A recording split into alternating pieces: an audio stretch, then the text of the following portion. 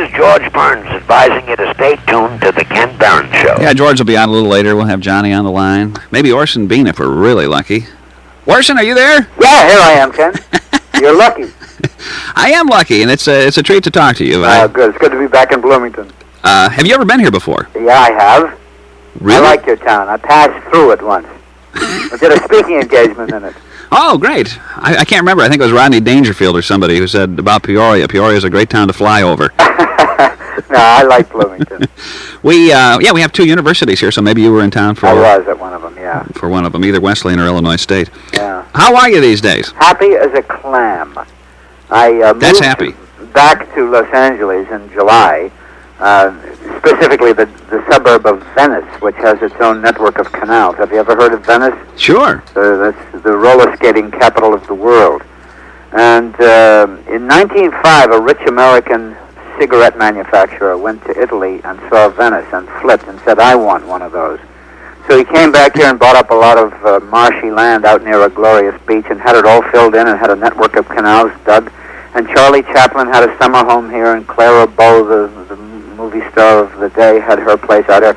And then it's gone through many incarnations since. It became a hangout for beatniks and then hippies and... Wasn't there a nude beach around there or something? Yeah, there was a nude beach during the fabulous 60s or 70s, whatever. I get confused about my decades. And now it's become shabby chic and has been discovered by the Beverly Hills crowd, and it's in a halfway in-between period. But anyway, it's fun living here. Yeah, you were in New York. I have been moved back to New York for 5 years to do theater. I stopped doing all television 5 years ago because I was really sick of the sound of my own stuff, and I was becoming known as a professional guest. I was making a living in those days by going on The Tonight Show once a month and announcing I was still out of work. And when I began to seriously think about becoming an actor again, I realized I had to stop all that nonsense, at least for a while. Mm-hmm. You were out of it for a while. You became a house husband. I became a house husband, yes. I became Lord of the Electrolux. When I had finished a vast expanse of carpet, switch off the Hoover and survey it all, and I felt like an Iowa wheat farmer, all this belongs to me. My son, someday this carpet will be yours to vacuum. And then I shut off the vacuum cleaner, and now it's Miller time. I like that. It's hard for a guy to get used to being at home, isn't it? I didn't find it hard at all, but I did get sick of it after a while. Maybe that's my problem. All my life I've had people tell me that I've got to be here or I've got to be there. Even in school, you go and your whole day is playing for you. Hey, when I'm here, I got to watch the clock like a hawk. When I get a weekend or a little time off, I try not to look at the clock, and I don't get anything done. I believe that the main thing they're teaching you in school is to tolerate boredom. That reading, writing, and arithmetic is kind of irrelevant. That you are being, as Marshall McLuhan used to say, the medium is the message. And in school, the medium is the bell that rings in between classes. And when the bell rings, you're supposed to stop being interested in math and start being interested in history.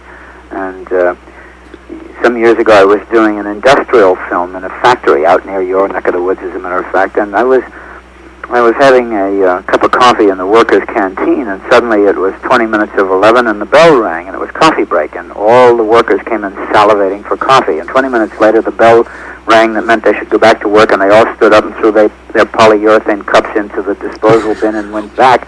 And I suddenly thought that was what school was preparing them for, bells to ring and their interests to change. Mm-hmm. Yeah, well, in fact, when you're an actor, if you're in business for yourself, you have to learn pretty darn quick that you got to learn how to manage your time. You've got to learn that, whenever an actor finishes a job, he is absolutely convinced that the phone will never ring again, and he's out of the business. There is no security to being an actor, no financial security, and so you do learn that finally. Orson, let me ask you this. How in the world do actors ever get to the point where they can demand these terrifically large salaries that they get? I keep hearing about how insecure actors are. It's like, and you're looking for praise. You're really a piece of meat out there, aren't you? A lot of people are just tickled to death to get any kind of work at all, and, the argument is that there's a million like you. Everybody would like to be an actor. Yeah. So, you get used to living from one paycheck to another, or maybe stretching it and taking another job. How in the world do actors ever build that self-confidence up to say, well, I'm not going to do that picture unless I get $5 million. That has nothing to do with self-confidence. That has to do with lawyers. When you get to a certain amount of success, the lawyers move in and take over as they have the country. I believe that lawyers are the black plague of the 20th century. Not personally, some of my best friends, etc., etc.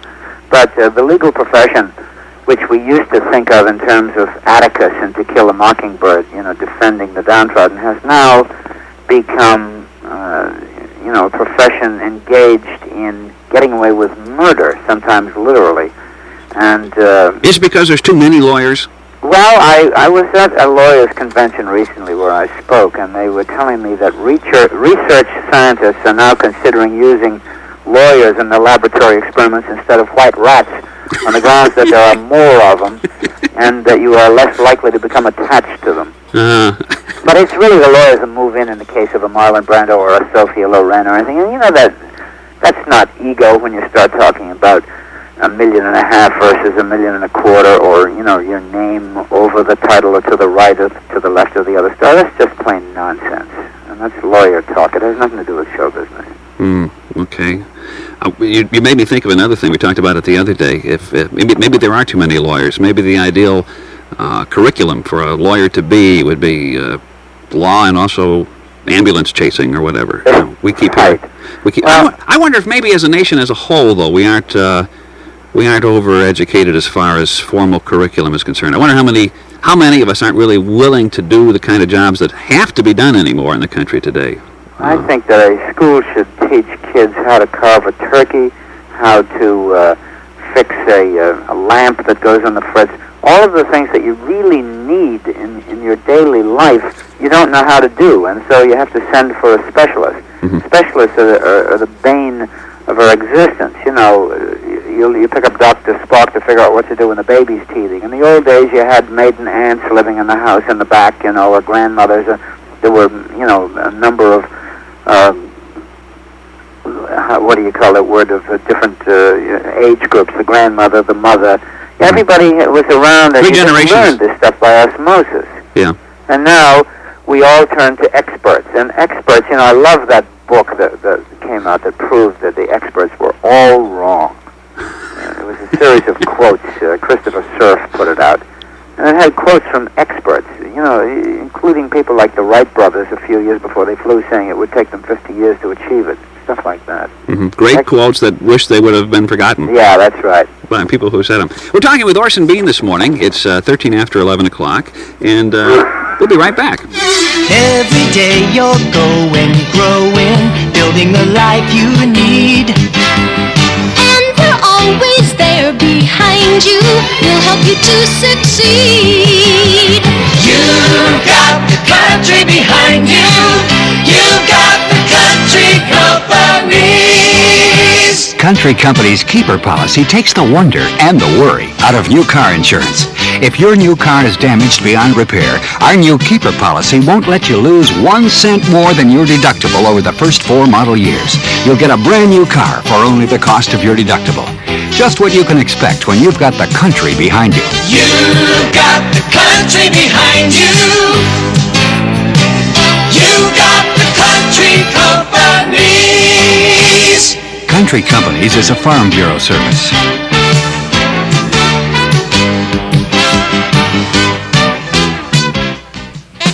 Free delivery is like the Easter Bunny. There is no such thing. Some pizza places will tell you they have free delivery. What they don't tell you is that the delivery charge is already figured into the price of the pizza. At Garcia's, you only pay for what you want, and that's why delivery cost is a separate charge. If you pick it up or dine in, you pay only for the pizza. Makes sense, doesn't it? Garcia's says free delivery is like the Easter Bunny. It made a good story once, but now you know better.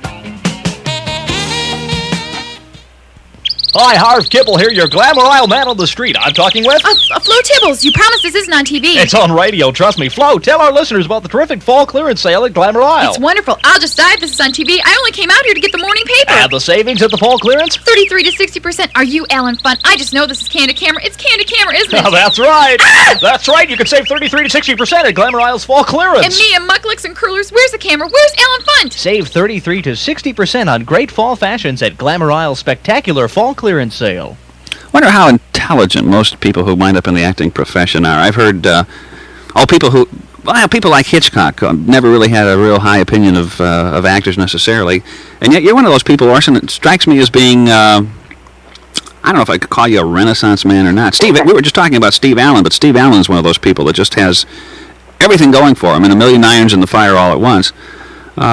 You seem to strike me as being very intellectual, and I may be intellectual, but I'm not an intellectual. I don't trust intellectuals. They're out of touch with what's really happening. Maybe a realist is a word. They're always into the theory of things rather than the what's really going on.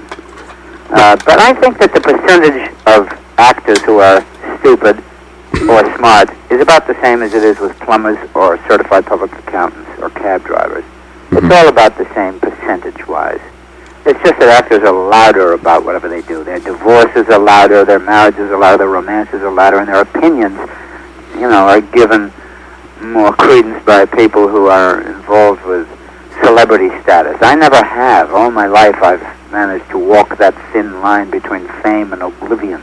And, so I could keep my privacy and express my stupid opinions. And I've learned over the years that I've been a damn fool a great deal of the time in my life, and all my friends get a huge kick out of it. And finally I decided to join them. Why should I be the only one not enjoying my own foolishness?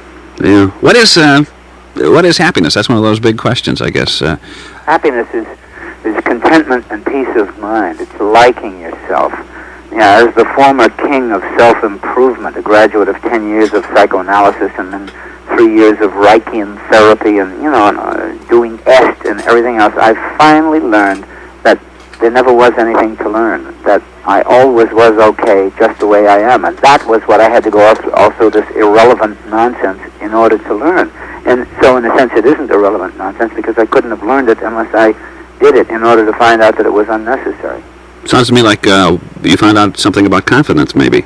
About what? Confidence. Yeah, well, confidence just comes from realizing that you never can control what's out there, other people or events, but you can always be in charge of your attitude about it. And attitude about the events in your life is the only thing that you ever feel.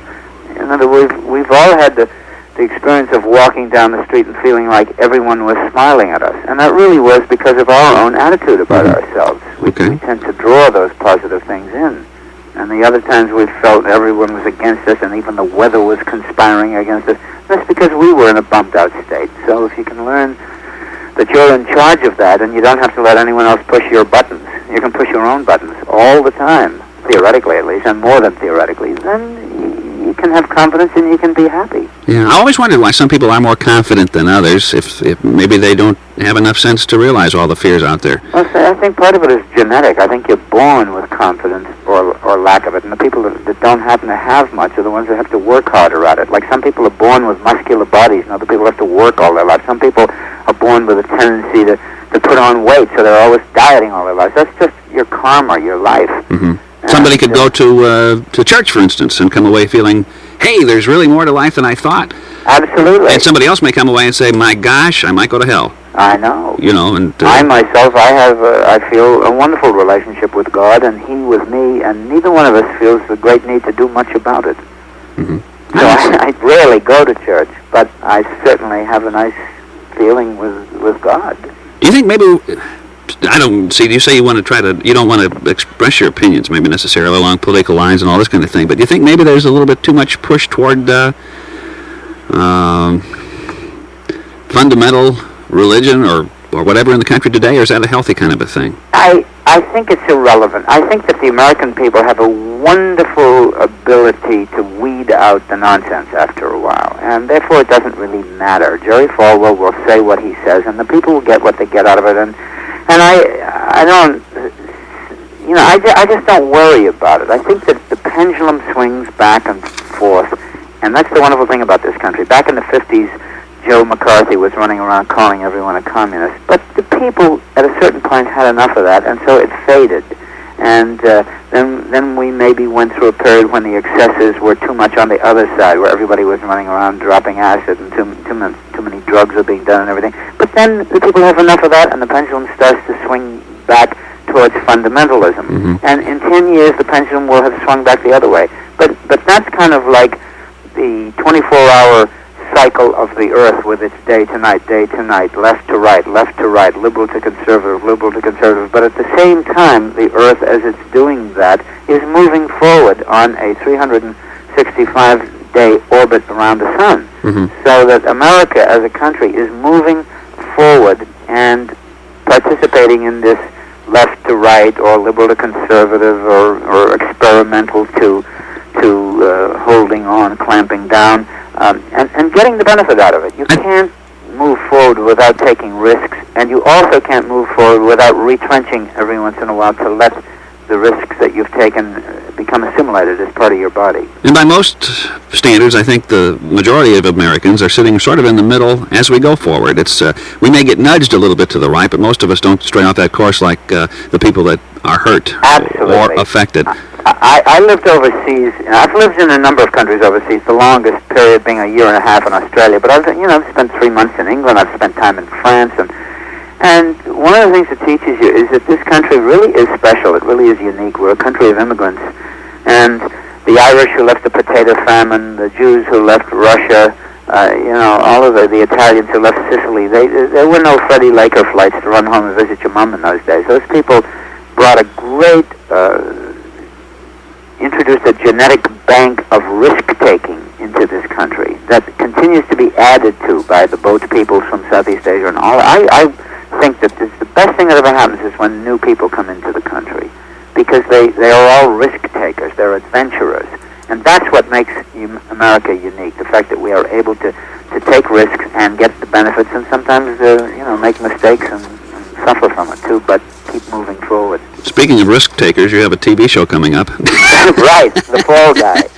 It'll be on Halloween night, as a matter of fact, on ABC. Are you familiar with Harper's Index or Harper's?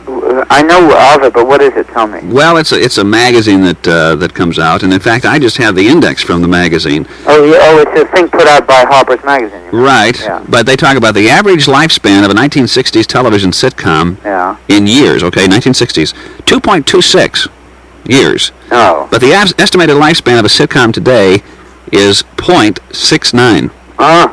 So. Well, that counts all the ones that last a few weeks and then go. Well, yeah, they did in both cases, I imagine, didn't they? Yeah, maybe they did. I suppose so. There's just so much. Yeah, that's your point. And there's a voracious appetite to spit things out and chew them and then spit them out if you don't like them immediately, rather than giving it a chance and savoring it. Mm-hmm. Yeah. And there's so much entertainment out there. Some of it's good and it gets buried because we don't get involved in it. I think The Fall Guy though involves you. And when's that going to be on? It'll be on Halloween. Oh, I guess you said that. Yeah. Yeah, that's off in space here. That's Wednesday. This coming Wednesday. What kind of a part do you play? I play the director of the movie within the movie. They play stunt people, Lee Majors and Heather Thomas, with whom I am deeply in love, of course, after having worked with her for a week. And they're always offering something. And it's quite a clever show. It's about the making of a horror movie, and it's being taken place in a house that looks like a haunted house that really turns out to be haunted. And John Carradine lives there, and all kinds of bizarre things happen. And I play the director of the movie that these stunt people are in. That sounds like fun. It is fun. Yeah. Did we find out why you dropped out of show business exactly? I wanted to do something else, and I didn't know what it was, but I knew I had to stop doing what I was doing in order to find out what I did want to do. And what that turned out to be was nothing. I wanted to be able to do nothing for a long time. So I made a living doing talk shows and game shows and voices for commercials and things like that. And then after 9 years, I really began aching to work again as an actor. So I went back east and did that for a long time. And now, as a matter of fact, I'm doing a play out here in Los Angeles. I was aware of that, I guess. But unfortunately, how long does that run? Maybe we have people on vacation or something that could it's catch at the Odyssey Theater in Santa Monica. And if anyone gets out here, it'll be running through November anyway. Okay. What's the name of the play? Hess. It's a one-man play in which I play the 90-year-old Rudolf Hess in Spandau Prison in West Berlin. That's a big undertaking. If you're having a bad night, the whole play suffers, huh? That's right, but at least no one can upstage me. Yeah, I like that. Yeah. It's 25 minutes after 11. It's been fun visiting with you. You don't happen to have one of those kind of stories that you tell, like when you're on the Tonight Show and things, do you? Yeah, how about this one? A guy is flying in his plane and the engine stops. He bails out, pulls the ripcord, the parachute doesn't open. He's plummeting to Earth, And suddenly, to his amazement, the guy comes flying up past him, and he yells at the guy, "Hey, you know anything about parachutes?" And the guy yells back, "No, you know anything about boilers?" We all have our problems, yeah. We're all headed in different directions, I guess. Orson, thank you very much. Okay, good, Ken. Best of luck. I hope we can talk again sometime. Thanks. Bye-bye. Chad Vance has never had a sale like this before. It's the Keepsake Company-sponsored $500,000 and suggested Superpower Sales in Budweiser and by country companies.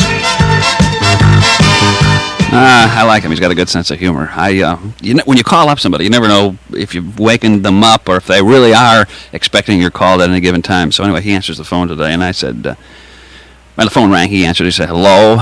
I said, "Orson?" He said, "Yeah." I said, "Wells?" Orson Bean with us this morning. It's 27 minutes after 11.